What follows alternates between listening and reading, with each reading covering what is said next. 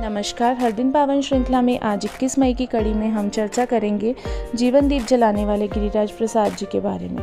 संघ के कार्यक्रमों में गीत और कविताओं का विशेष महत्व रहता है। उत्तर प्रदेश में ताऊ जी के नाम से प्रसिद्ध श्री गिरिराज प्रसाद जी के मुख से जीवन दीप जले ऐसा सब लोग को ज्योति मिले तथा पथ भूल न जाना पथिक कही जैसा गीत सुनकर सब लोग भाव विभोर हो जाते थे। गिरिराज जी का जन्म मथुरा जिले में दीनदयाल जी के पैतृक गांव फरह नगला चंद्रभान के निकट परखम ग्राम में हुआ था। उनके पिता श्री गेंदा लाल तथा माता श्रीमती पार्वती देवी थी। बचपन से ही उन्हें कुश्ती का बहुत शौक था। संघ के संपर्क में आकर वे 1958 में प्रचारक बन गए। यद्यपि वे गृहस्थ थे पर उन्होंने गृहस्थी की उपेक्षा भारत माता की सेवा को अधिक महत्व दिया। गिरिराज जी अत्यधिक सादगी पसंद व्यक्ति थे। वे बरेली, आगरा, मथुरा, सीतापुर आदि स्थानों पर जिला प्रचारक रहे। एक बार उन्होंने निश्चय किया कि वे धन को नहीं छुएंगे। यह बड़ा कठिन व्रत था पर लंबे समय तक उन्होंने इसे निभाया। पूरे जिले में वे साइकिल से प्रवास करते थे। एक बार बरेली में बाढ़ के समय उन्हें साइकिल सहित नाव में बैठकर नदी पार करनी पड़ी। नाविक यह देखकर हैरान रह गया कि उनकी जेब में एक भी पैसा नहीं था, पर गिरिराज जी ने अगले दिन एक कार्यकर्ता को भेजकर उसका पैसा चुका दिया। जब वरिष्ठ अधिकारियों को यह पता लगा तो उन्होंने इसके लिए मना किया। गिरिराज जी ने आदेश का पालन करते हुए हनुमान जी को 1 रुपये का प्रसाद चढ़ाया और यह निश्चय वापस ले लिया। गिरिराज जी काम का प्रारंभ स्वयं से ही करते थे। उन्होंने जम्मू कश्मीर सत्याग्रह में अपने परिवार को तथा गोरक्षा सत्याग्रह में अपने गांव के निकटवर्ती 22 गांव के लोगों को भेजा। एक बार उनके छोटे भाई ने प्रधान का चुनाव लड़ा।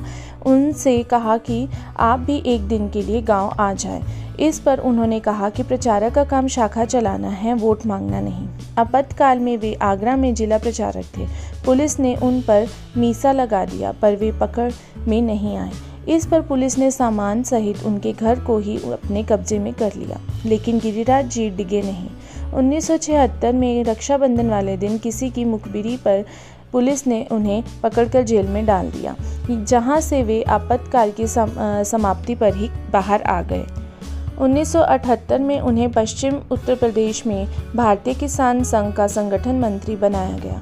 इस कार्य को उन्होंने दीर्घकाल तक निष्ठापूर्वक किया। श्री दीनदयाल उपाध्याय के प्रति उनके मन में अतिशय श्रद्धा थी। इसीलिए जब उनके पैतृक गांव नगला चंद्रभान में उनके जन्म दिवस पर प्रतिवर्ष मेला करने की योजना बनी तो वे उस प्रकल्प से जुड़ गए। आज तो उस मेले का स्वरूप बहुत व्यापक हो गया।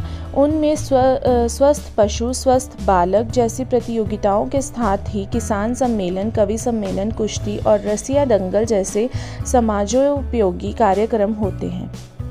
उस गांव को केंद्र बनाकर ग्राम्य विकास के अनेक प्रकल्प भी चलाए जा रहे हैं। स्वदेशी तथा गौ आधारित उत्पादों का भी वहां निर्माण हो रहा है। इसके पीछे गिरिराज जी की तपस्या सर्वत्र दिखाई देती है। वृद्धावस्था में कार्य से विश्राम लेकर वे अपने गांव में ही रहने लगे। अपने मधुर व्यवहार के कारण वे पूरे क्षेत्र के ताऊ जी बन गए। छोटे भाई जगन प्रसाद की असमय मृत्यु से उनके मस्तिष्क पर तीव्र आघात हुआ। 21 मई 2008 को 84 वर्ष की आयु में उनका जीवन दीप भी सदा के लिए भगवान श्री कृष्ण के चरणों में विसर्जित हो गया। अगर आपको हमारी वीडियोस पसंद आ रही हैं तो कृपया हमारे चैनल को लाइक, शेयर और सब्सक्राइब ज़रूर करें। भारत माता की जय।